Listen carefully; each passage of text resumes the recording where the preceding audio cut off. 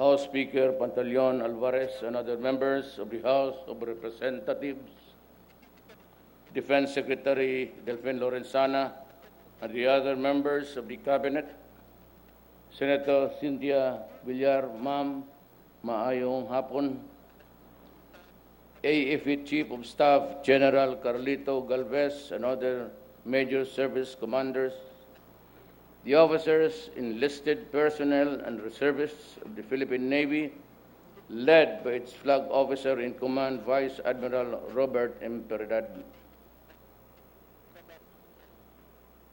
The other distinguished guests, ladies and gentlemen.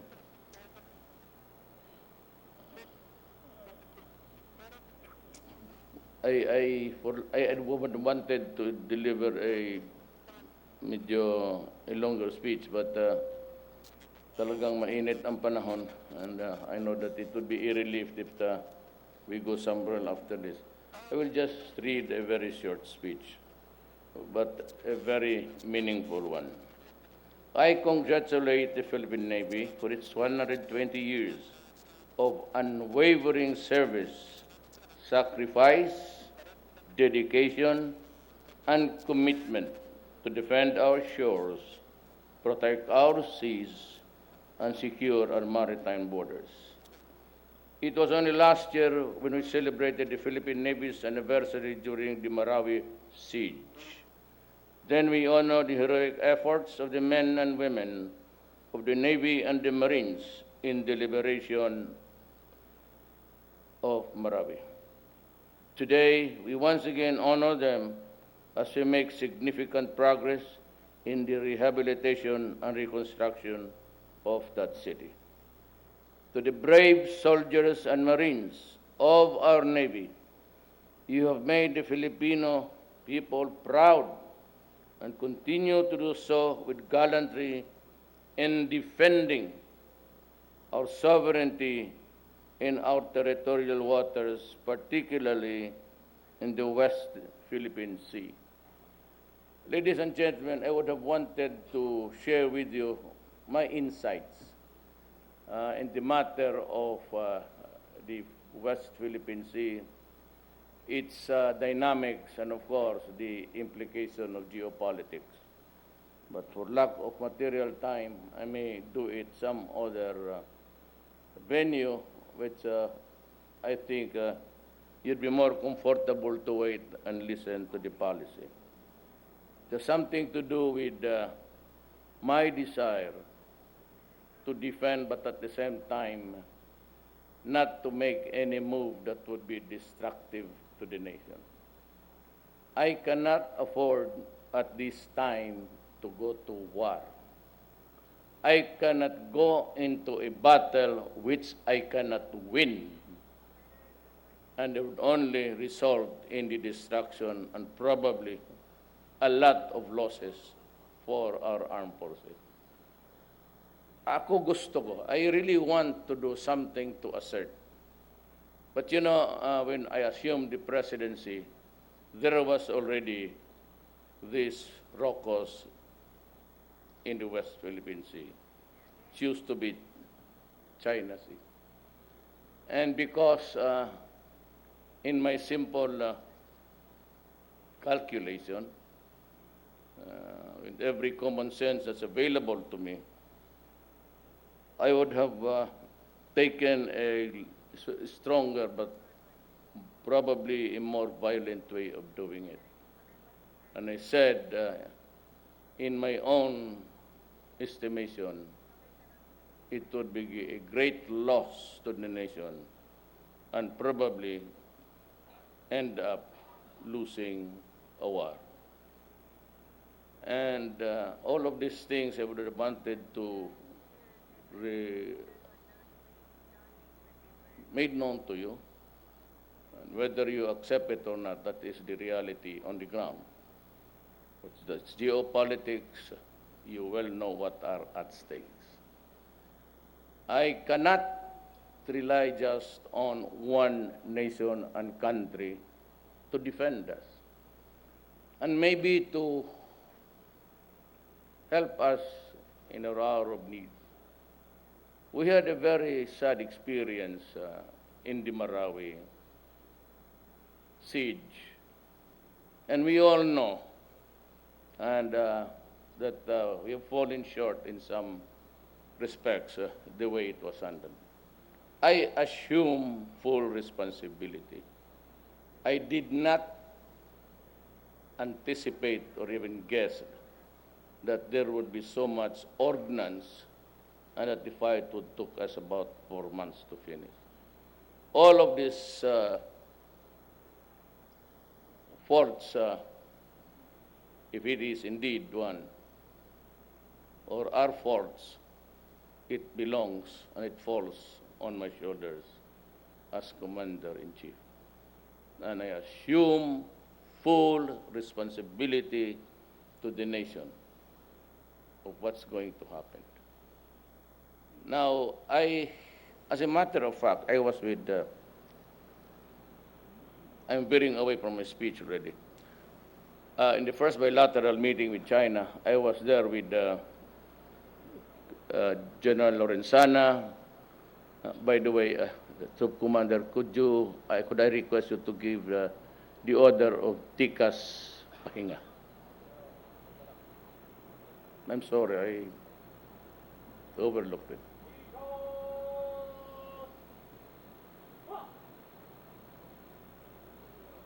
Generals Lorenzana, Anyo, and I think it was Anyo then was the Chief of Staff, Speron, the National Security Advisor, and a full cabinet in a bilateral confrontation. And I began by just asking that, if it's an inventory, you can look at it, and it's all firearms. Yung porma ng baril nandyan.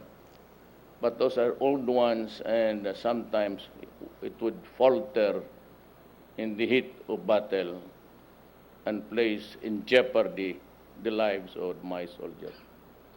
And so I went around to buy new ones, and the first thing I did was I announced to President Xi Jinping that I have come here to discuss about the arms, and I will buy it. I'm not asking it for free, but in our long conversation, in one of those moments, he said, no, you just do not worry about it. We will give it to you free. And because there was the shipment which was ordered from another country, and we expected new ones, because the intelligence, even if I was the mayor, I have roots there in Marawi. The intelligence came very fast that there was a build-up. And I said, for all of its, the short-sightedness, maybe, it falls upon my shoulders to bear the burden. I and I alone should be responsible for that. But anyway, I congratulate and I pay homage to my soldiers, my policemen, and I was there almost 9 times to join them even at night, just to give them the esprit de corps to, it was a very harsh condition. And by the way, I also went to Russia and explained to them about my quandary, about not having so much firearms, or I needed new ones, the accurate ones that not have been really, if you can describe it, a battle-weary gun. And I had to get new ones. And Putin had to come back earlier because my meeting with him was on the next day. Yet. But when he knew that I was coming home, because it was at the time that Marawi exploded, I had to go home and to declare martial law in another country. That is a painful realization, to be signing something about your country, about the safety of your country, about the safety of the people and to give the orders outside of the Republic of the Philippines. It probably, I would say that it leaves a dent in my own history when I go out of government services. So,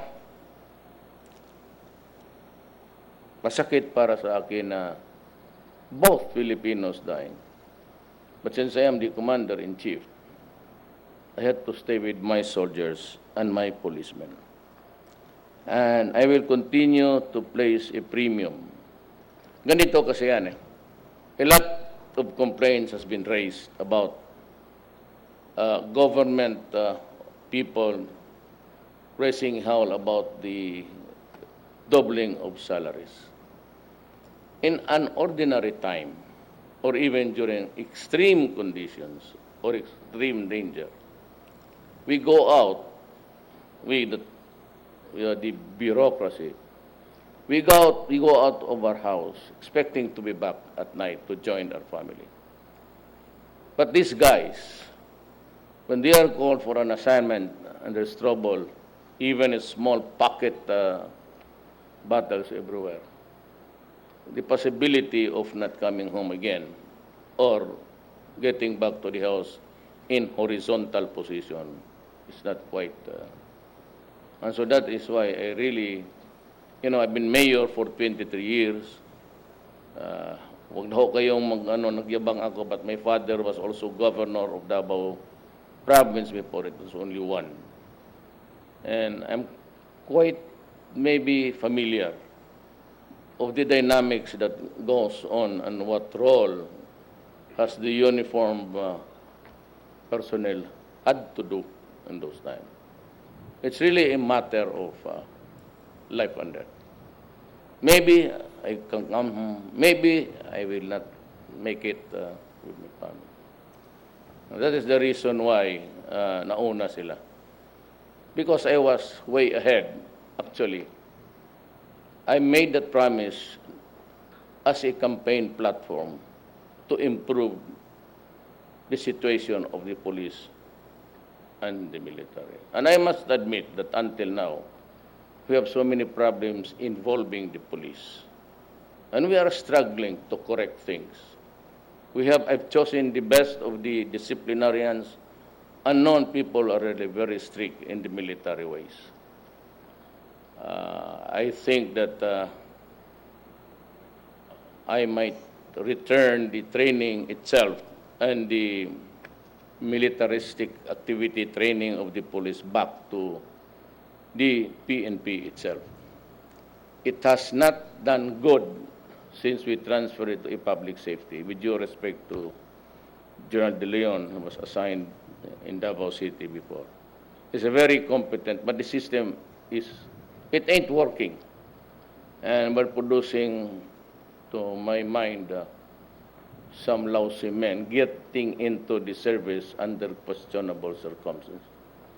Nagkulang tayo doon sa background check and even the matter of the protocol of joining the police. Marami dyan mga salbahe na, who are really criminals, but who maneuvered somehow to get into the service. And some of them, sadly, are really into drugs. So I just remind everybody, including, most of all, the policemen, because there are plenty. I'm just warning them that if you are into it, you will be the first to go. You interpret it in many, and whatever suits you would be fine. Pero kayo talaga ang uunahin ko. And it is no surprise that we are just also falling down one by one. And the mayors, and the barangay captains. It's a policy which I cannot renege or even move a little backwards. Drugs would destroy the nation, period. And the drug war will include the military and the police. If I were to reduce abbreviated oath of office, and for all of you, lahat tayo, it simply says, our duty mandates us that we must, it's a mandatory direction, we must protect the people and preserve the nation. And to all of those criminals out there, and to all of those rogue policemen and all, creating hell for us, I have yet sufficient time to correct all of these things. You might not like the way how I correct things, but I would just like to warn you that walang atrasan to.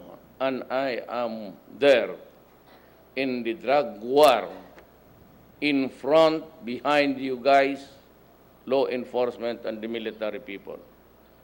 And I assure you in front of everybody that I will not allow a single soldier or policeman, whatever be the rank, to go to prison just because he was performing his duty.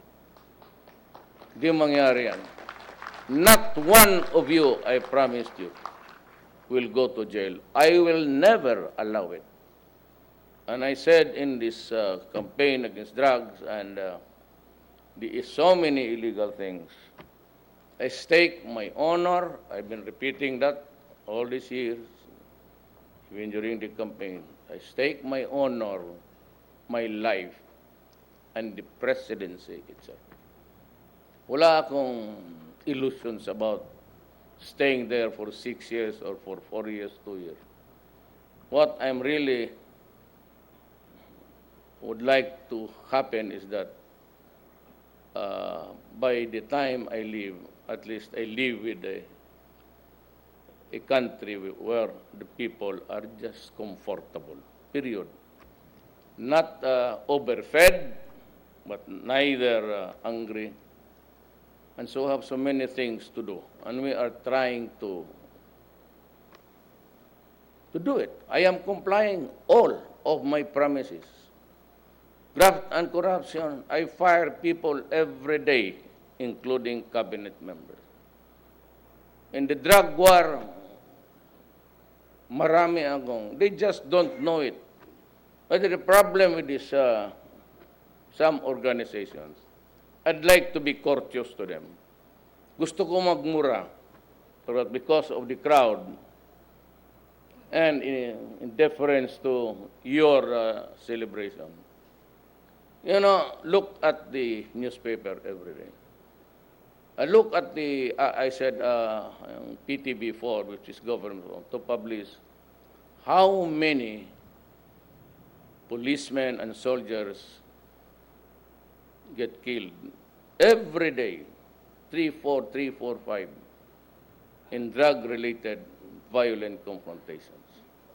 The Marawi itself was precipitated by the service of a warrant against a Maote relative for drugs. And I have been warning the government and people that the rebellion there is being funded by Shabu. It's a chemical that is really intended for the poor. That is why the perpetual attack or complaint is bakit yung mga mahirap ang namamatay. The vow now, or the fad, if you may, is really Shabu, is intended sa mga mahirap. At doon ang labanan, kasi they do it openly, and they do not have the mansions, they don't have the ships and the yachts to do it. Mahirap lang to eh. So, karamihan nag-inkwentro. And I must admit that there were abuses. And we go after them. Ba't mo sabihin mo na ipakulong mo yung polis ko kasi nagtrabaho, nagbarila, no? I'm a lawyer, and I've been a prosecutor. If you become a client, you're a criminal, All I have to do is to file counter charges of physical abuse.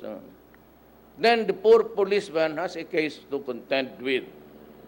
And when he is suspended, which is usually the case, kung may kaso ka, whether it is a trump-up charge, a fabricated, or whatever, that policeman gets suspended.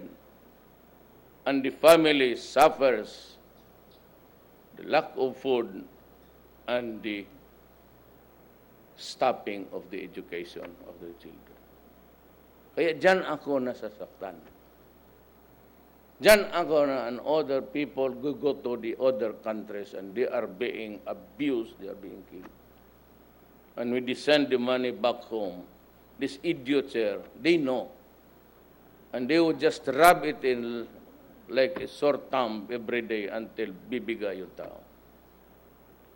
Kaya ako nasasaktan at yung, if a family loses a mother who goes out to work, that family becomes dysfunctional. If the father goes out to work in other places, that family becomes dysfunctional. If the mother and father works abroad, that family is totally unstable, dysfunctional, at iiwan lang yung mga anak dyan sa mga kapatid, yung iba sa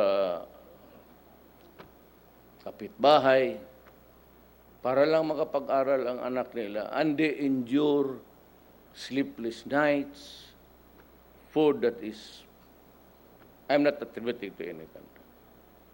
We're okay now with Kuwait. We're okay now with Kuwait. My conditions were met.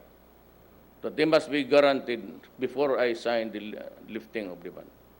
And the Kuwait government has shown courage also in meeting our challenge. I demanded that they be allowed to sleep 7 hours, guaranteed. No physical abuse. That their cell phones and passports are not confiscated. And they have a day off once a week.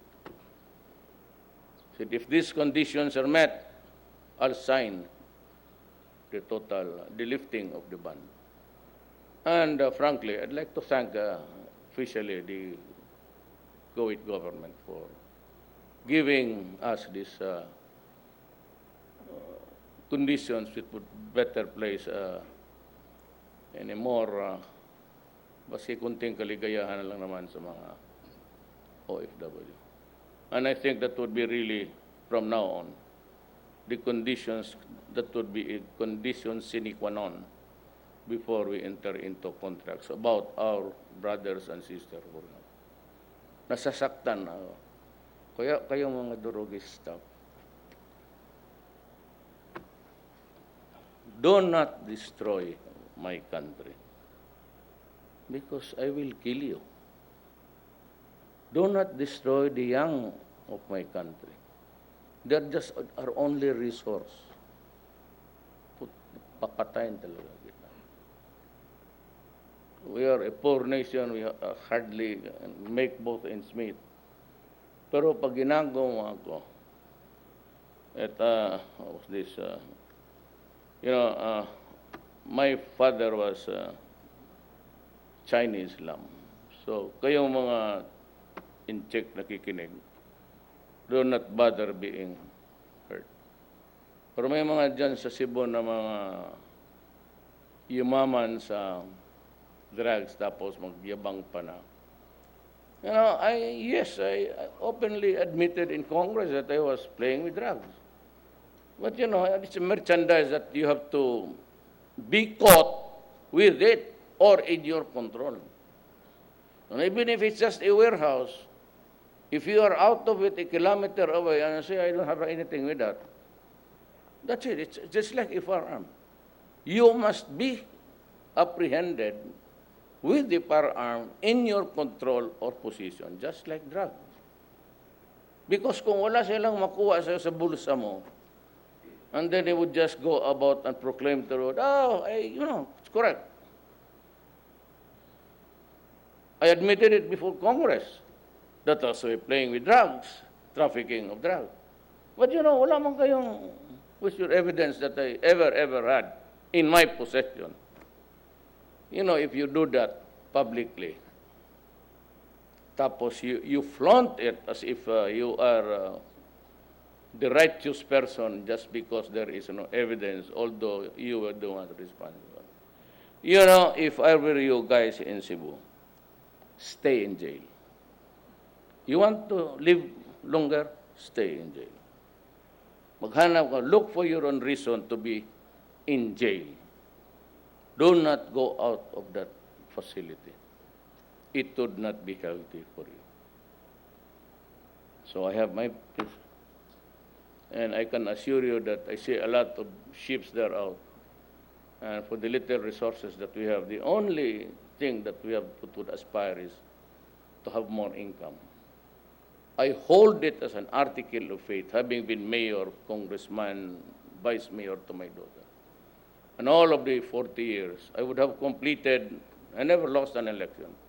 If I complete my term as president for 6 years, I would have served government, started as a prosecutor.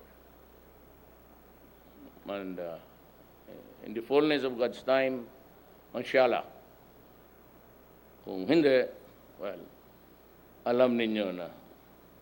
Although it is not to the liking of everybody, and I don't give a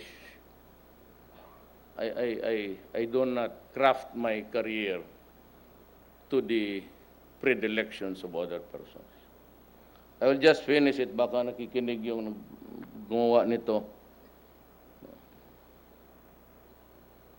We likewise recognize your accomplishments and contributions in humanitarian assistance, maritime law enforcement, counterterrorism, and disaster relief operation. These noble endeavors have made our kababayans feel safer in challenging circumstances. We are indeed excited. We live in exciting times, and for our armed forces as we further enhance the capability of our Navy. Since the beginning of this administration, I have exerted efforts to upgrade your equipment and artillery, which now include additional 2 units of TC-90 aircraft, 2 units of multipurpose assault crafts, and 1 strategic sea vessel, among others. I am happy to say that the government is currently working on implementing the second horizon of the revised AFP modernization program, which encompasses a number of projects for the Philippines amounting to 77 million. By the way, allow me to just insert something. I don't know if I'm supposed to make it public, and I really do not have a way of knowing whether it would make Esperon happy or not.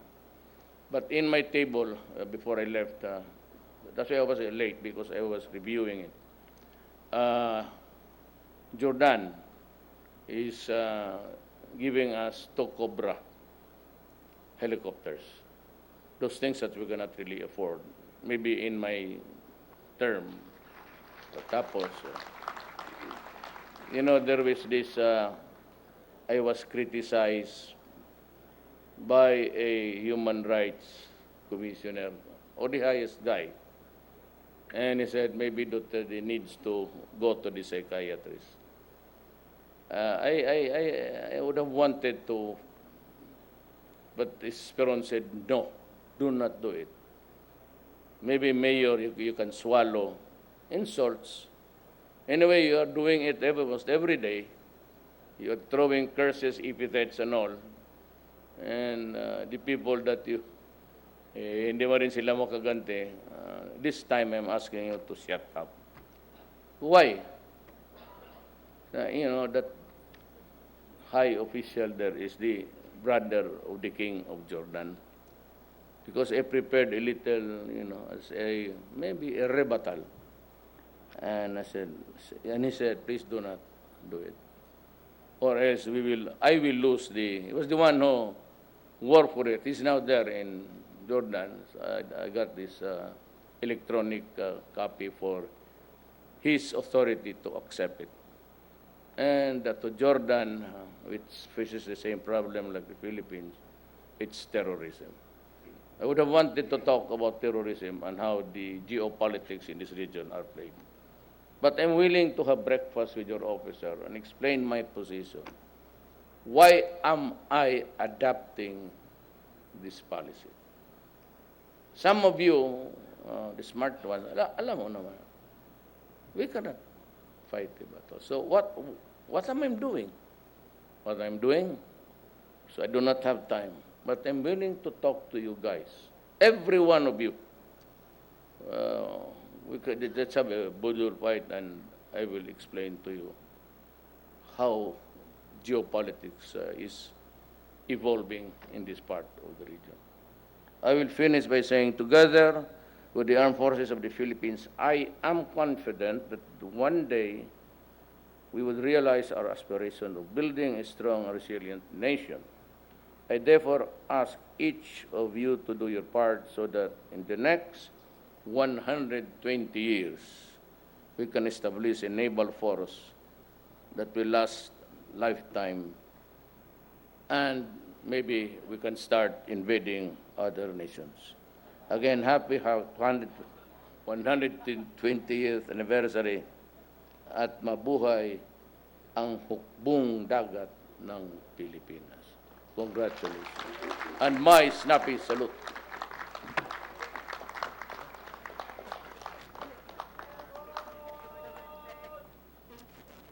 Thank you very much, Mr. President.